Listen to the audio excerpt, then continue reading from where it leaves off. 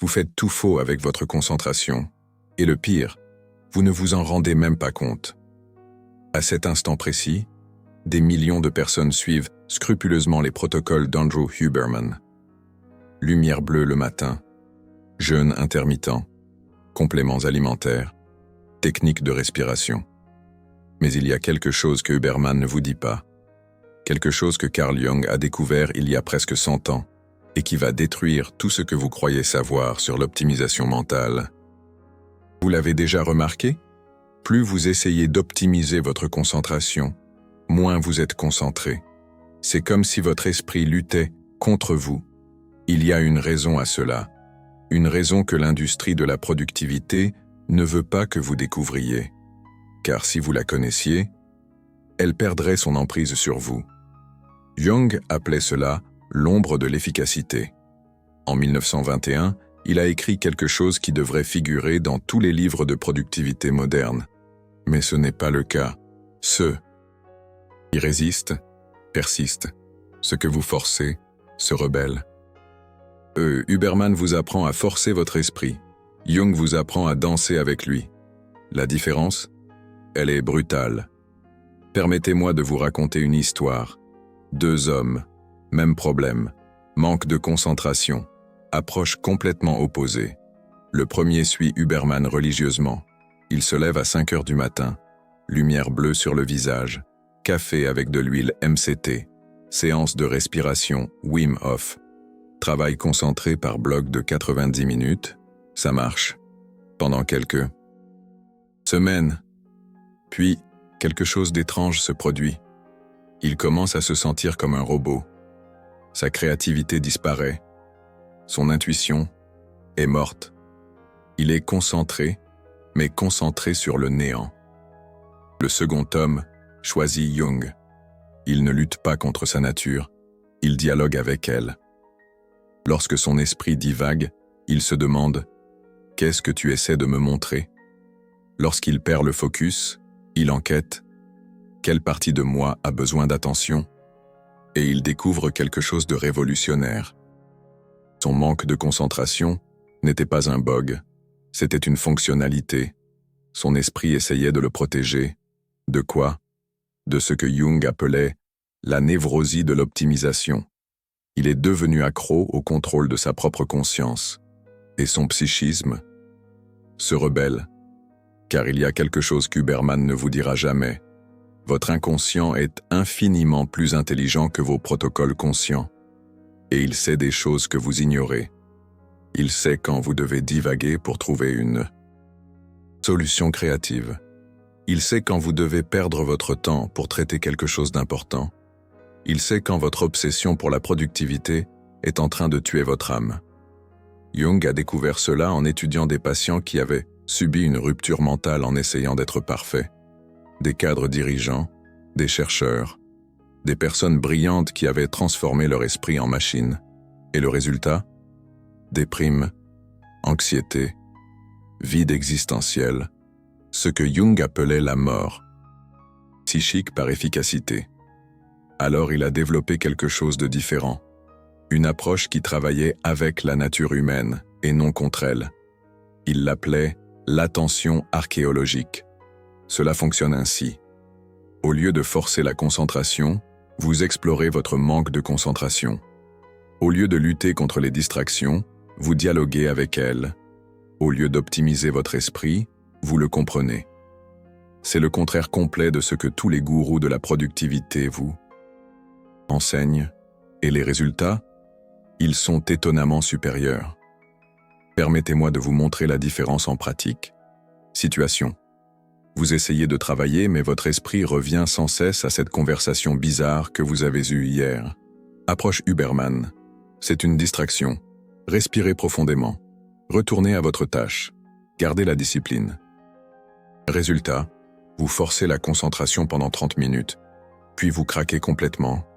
Vous passez 2 heures sur votre téléphone sans vous en rendre compte. Approche Jung. Mon esprit me ramène à cette conversation pour une raison. Quelle est cette raison? Qu'est-ce qu'il veut me montrer? Vous vous arrêtez 5 minutes. Vous explorez la sensation. vous découvrez que vous vous êtes senti méprisé lors de la conversation. Cette énergie émotionnelle non traitée sabotait votre concentration. Résultat, vous traitez l'émotion. Vous retournez au travail. Vous vous concentrez pendant 4 heures sans effort. Vous voyez la différence? Huberman traite votre esprit comme un ennemi. Jung traite votre esprit comme un allié. Mais il y a quelque chose d'encore plus profond ici. Quelque chose qui va changer complètement votre perception de la concentration. Jung a découvert qu'il existe 2 types d'attention.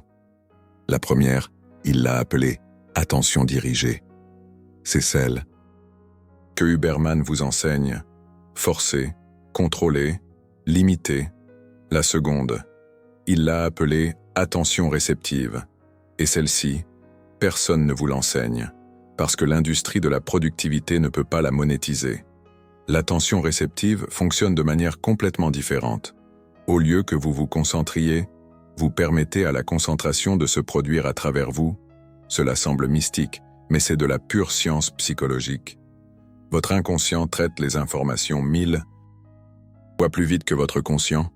Lorsque vous cessez de forcer, vous accédez à ce pouvoir. Jung a testé cela avec des centaines de patients. Les résultats étaient constants. Les personnes qui apprenaient l'attention réceptive avaient 3 fois plus de créativité, 5 fois moins de fatigue mentale, 10 fois plus de satisfaction au travail. Et le plus impressionnant, elles travaillaient moins d'heures, mais produisaient des résultats supérieurs.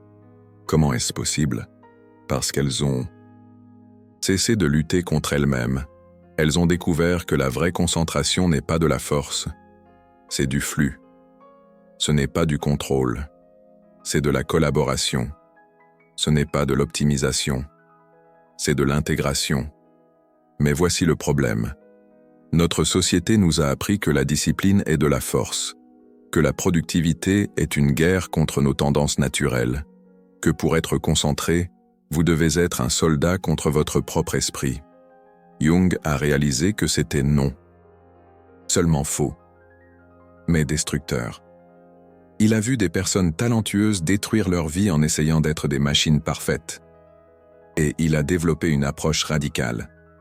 Et si, au lieu d'entraîner la concentration, vous entraîniez la présence? Et si, au lieu d'éliminer les distractions, vous compreniez leur message? Et si, au lieu d'optimiser votre esprit, vous faisiez la paix avec lui? Cela change tout. Mais permettez-moi de vous raconter le jour où Jung a découvert cela. C'était en 1913. Jung était au sommet de sa carrière. Respecté, réussi, apparemment en contrôle total de son esprit. Puis, quelque chose d'étrange a commencé à se produire. Il a commencé à avoir des visions. Des images perturbantes envahissaient son esprit pendant le travail. Sa première réaction? Lutter contre elles, forcer la concentration, ignorer, réprimer. Exactement ce que Huberman vous apprendrait aujourd'hui. Mais plus il luttait, plus c'était pire. Les visions sont devenues plus intenses. Sa concentration a complètement disparu, jusqu'à ce qu'il prenne une décision radicale. Il a cessé de lutter, et il a commencé à converser avec les visions. Que voulez-vous de moi? Pourquoi apparaissez-vous maintenant? Qu'essayez-vous de m'apprendre? Et il a découvert quelque chose qui a changé la psychologie pour toujours. Ces distractions n'étaient pas des problèmes, mais des solutions. Votre esprit inconscient essayait de communiquer avec lui, de révéler des aspects importants de la psyché humaine qu'il ignorait. Lorsqu'il cessa de résister et commença à écouter, quelque chose d'extraordinaire se produisit. Non seulement les visions s'organisèrent, mais elles devinrent des intuitions révolutionnaires. Des intuitions qui devinrent le fondement de la psychologie analytique. Tout cela parce qu'il choisit de collaborer au lieu de contrôler. Imaginez maintenant, si Jung avait suivi les protocoles d'Huberman, il aurait réprimé ses visions avec des techniques de respiration, il aurait forcé sa concentration avec une discipline de fer, il aurait perdu les découvertes les plus importantes de sa vie. C'est ce qui vous arrive en ce moment. Chaque fois que vous forcez votre concentration, vous risquez de manquer quelque chose de crucial, une idée créative, une solution innovante, un aperçu qui pourrait changer votre vie.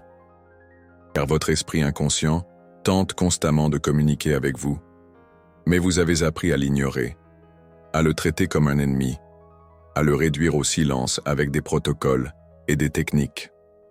Jung comprit que c'était une tragédie, car l'inconscient n'est pas votre ennemi, il est votre plus grand allié. Il contient toute votre sagesse accumulée, toutes vos expériences traitées, toutes vos intuitions affinées. Lorsque vous apprenez à y accéder, vous devenez imparable, non pas parce que vous forcez votre concentration, mais parce que vous flottez avec une intelligence supérieure. Permettez-moi de vous montrer comment cela fonctionne en pratique. Technique numéro 1. La cartographie de la distraction. Chaque fois que vous perdez votre concentration, notez 3 choses. Qu'est-ce que vous pensiez avant la distraction? Où votre esprit est-il allé? Quelle émotion était présente? Après une semaine, vous verrez des schémas. Des schémas qui révèlent comment votre esprit fonctionne, quel type de travail draine votre énergie, à quelles heures vous êtes naturellement plus concentré, quelles émotions non traitées sabotent votre concentration. C'est de l'or pur. Une information qu'aucun protocole générique ne peut vous donner, car elle est spécifique à vous, à votre psyché unique, à vos schémas uniques. Technique numéro 2, la pause investigatrice. Lorsque vous sentez une résistance à commencer une tâche, faites une pause. Ne forcez pas, ne vous disciplinez pas. Demandez-vous, quelle partie de moi résiste et pourquoi? Peut-être êtes-vous fatigué et avez-vous besoin de vous reposer. Peut-être que la tâche n'a pas de sens et doit être reformulée. Peut-être que vous évitez quelque chose d'important. Lorsque vous découvrez la raison réelle, la résistance disparaît et la concentration se produit naturellement. Technique numéro 3.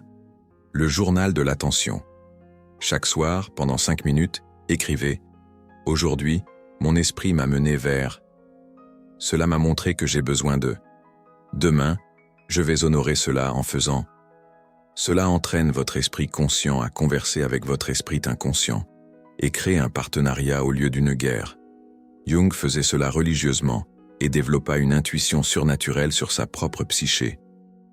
Il savait exactement quand il forçait trop, quand il avait besoin de se reposer, quand il évitait quelque chose d'important, quand sa créativité réclamait de l'espace. Résultat, productivité sans effort, concentration sans force, flux sans lutte. Mais voici ce qui est vraiment révolutionnaire. Jung découvrit qu'il existe différents types de concentration pour différents types de travail. Et lorsque vous identifiez le type dont vous avez besoin, tout devient plus facile. Concentration analytique. Pour la résolution de problèmes logiques, nécessite un esprit clair, un environnement structuré, une énergie mentale élevée. Meilleur moment, le matin, après un repos adéquat.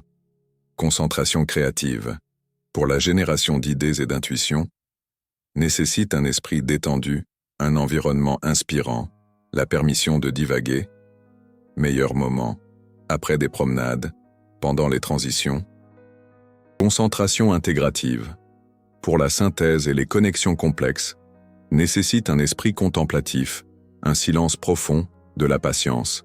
Meilleur moment, fin de journée, après le traitement.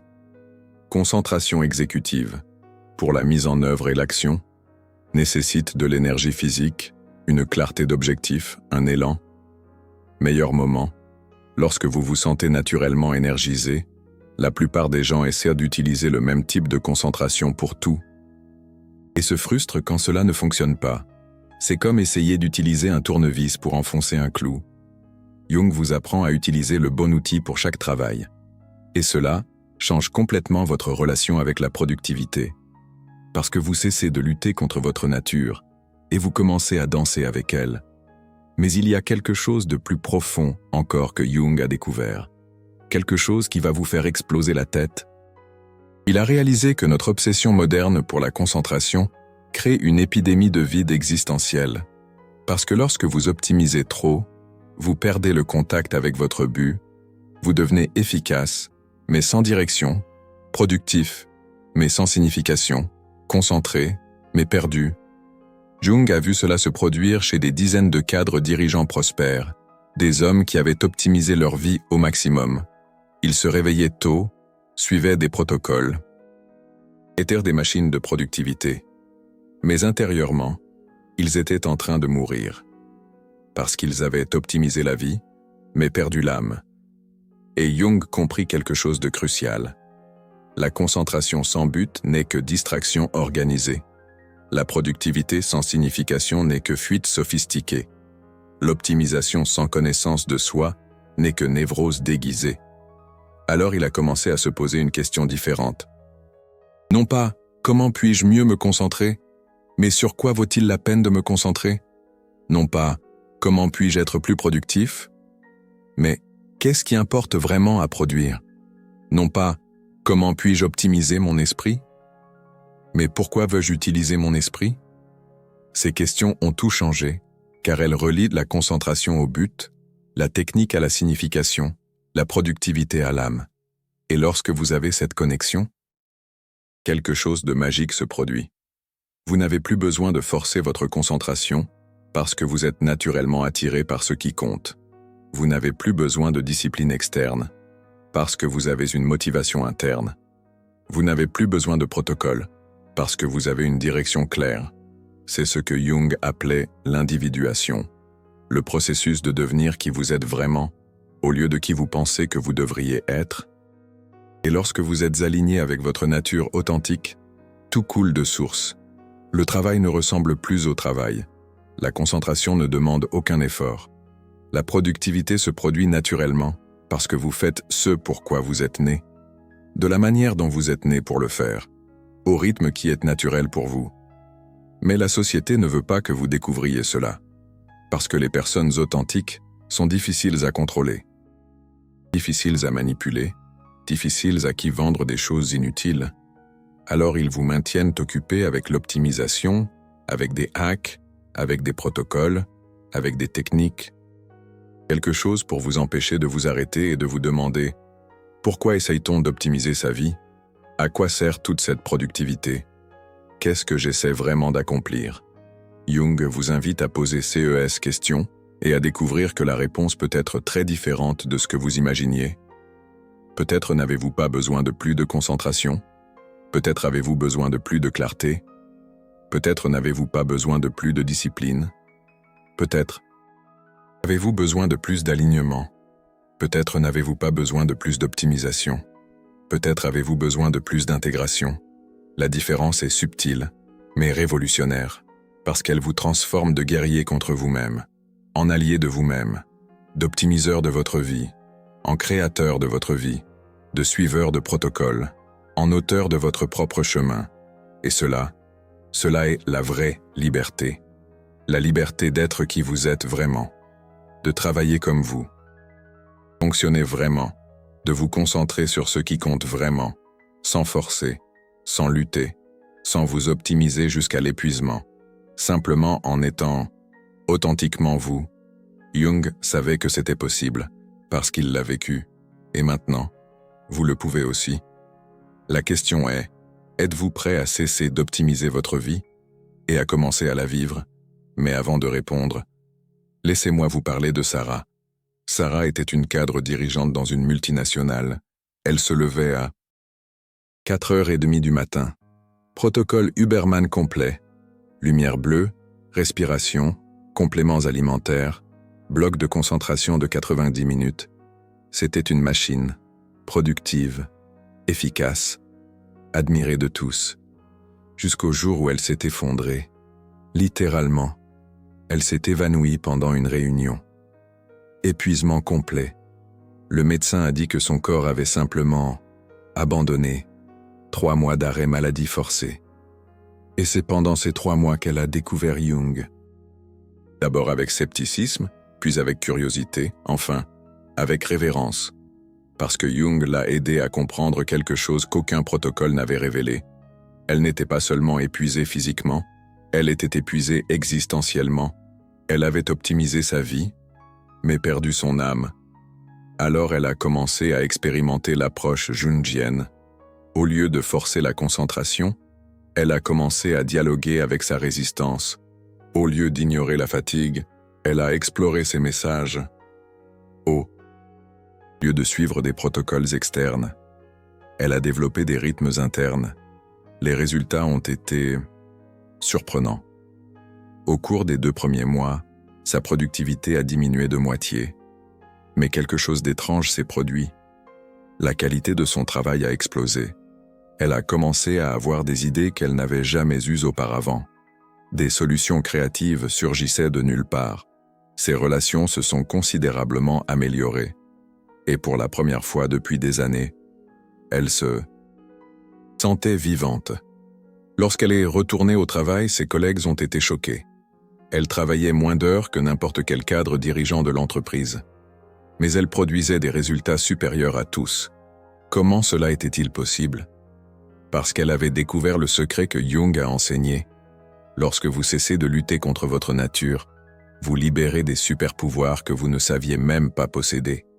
Mais laissez-moi vous montrer quelque chose d'encore plus précis.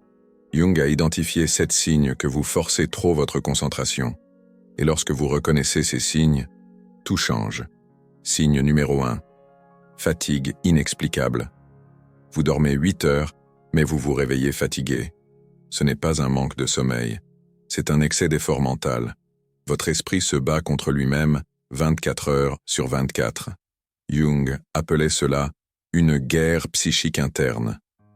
La solution n'est pas plus de discipline, c'est plus d'acceptation de soi. Signe numéro 2, chute libre de la créativité. Vous pouvez exécuter des tâches, mais vous ne pouvez plus innover.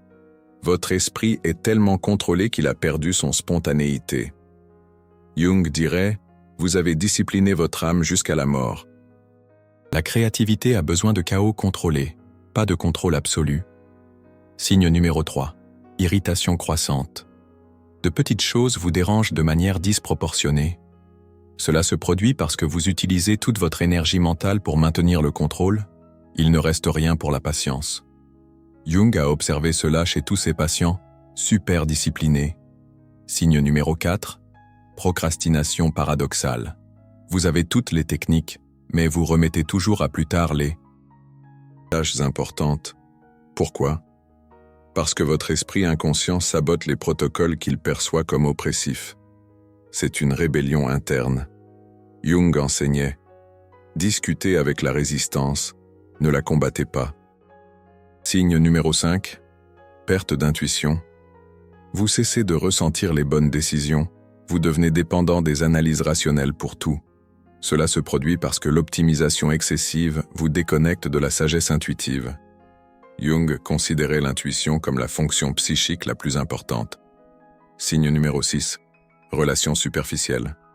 Vous fonctionnez bien professionnellement, mais vous vous sentez déconnecté des gens. Parce que lorsque vous optimisez trop, vous perdez la spontanéité émotionnelle. Vous devenez prévisible, mécanique, artificiel. Jung disait « Les machines n'inspirent pas l'amour ». Alors signe numéro 7, vide existentiel croissant. Vous atteignez des objectifs mais vous ne ressentez aucune satisfaction. Chaque réussite semble vide. C'est le plus dangereux, parce que cela signifie que vous avez optimisé les moyens, mais perdu les fins. Vous êtes devenu efficace, mais sans but. Jung voyait cela comme une mort dans la vie.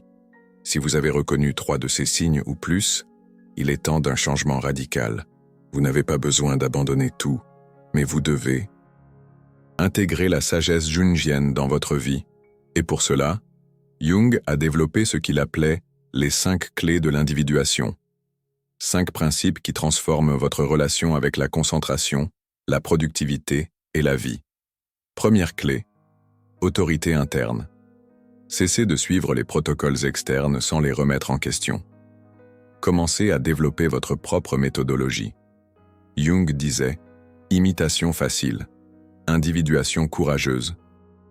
Demandez-vous, ce protocole a-t-il un sens pour moi, pour ma nature spécifique? Si ce n'est pas le cas, adaptez ou abandonnez.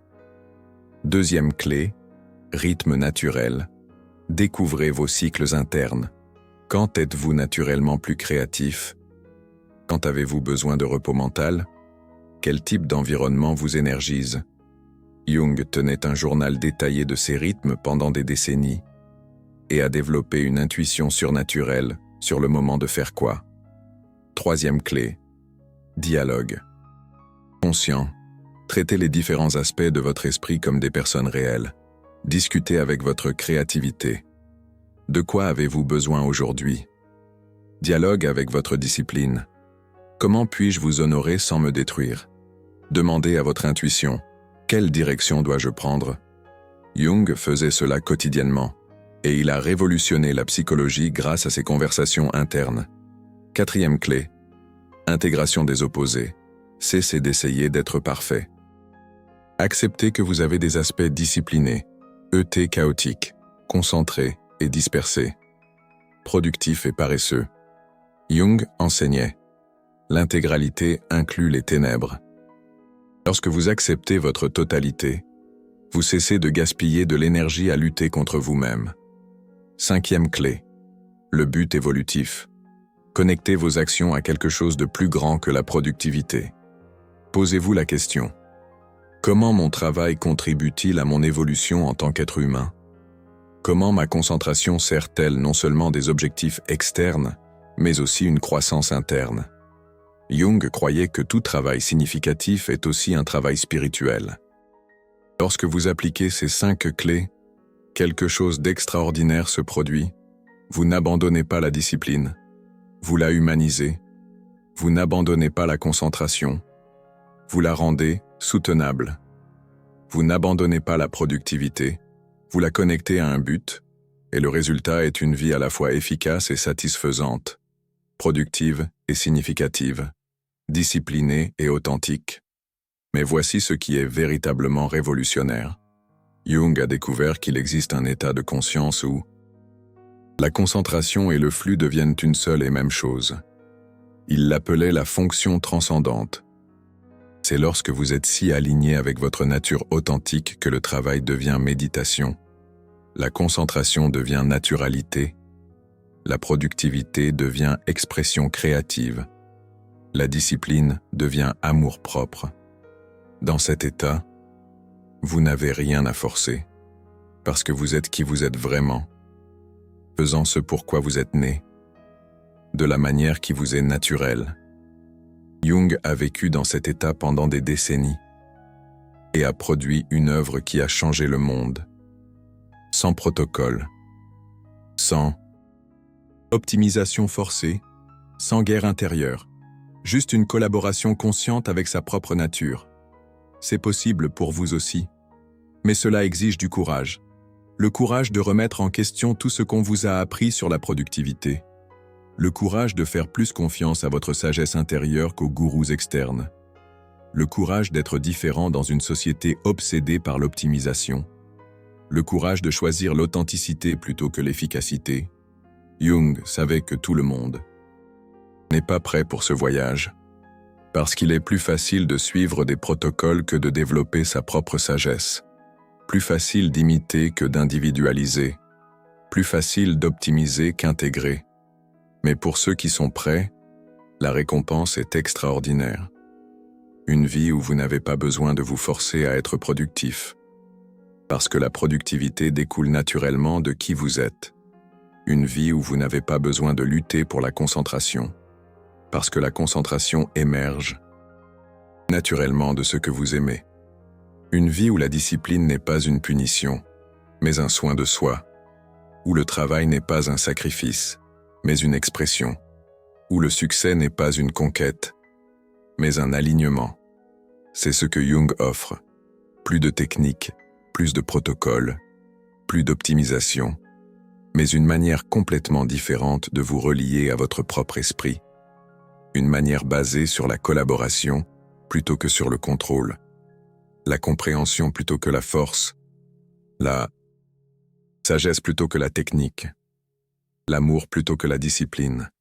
Et lorsque vous faites ce changement, tout change. Votre relation au travail, votre relation au repos, votre relation aux objectifs, votre relation à vous-même. Vous cessez d'être un optimiseur de votre vie et vous devenez le créateur de votre vie. Vous cessez d'être l'esclave de protocoles externes et vous devenez l'auteur de votre propre chemin. Vous cessez de lutter contre votre nature et vous commencez à danser avec elle.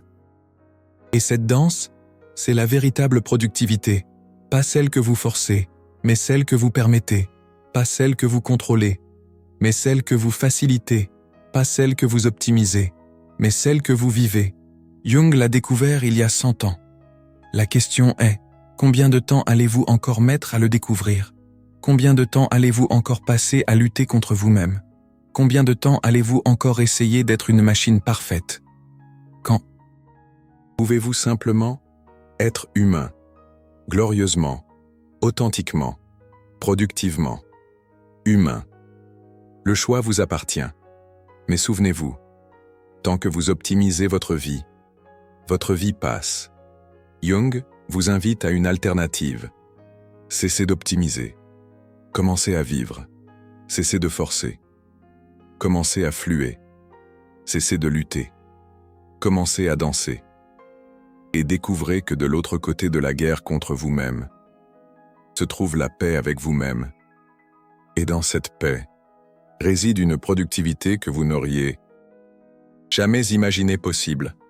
Une productivité qui ne fatigue pas, qui n'épuise pas, qui ne détruit pas, mais qui nourrit, qui inspire, qui transforme. Non seulement vous, mais tous ceux autour de vous. Parce que lorsque vous cessez de lutter contre votre nature, vous devenez un exemple de ce qui est possible, un phare pour les autres qui sont aussi fatigués de la guerre, une invitation à une autre manière d'être, une manière jungienne d'être, authentique, intégrée, vivante.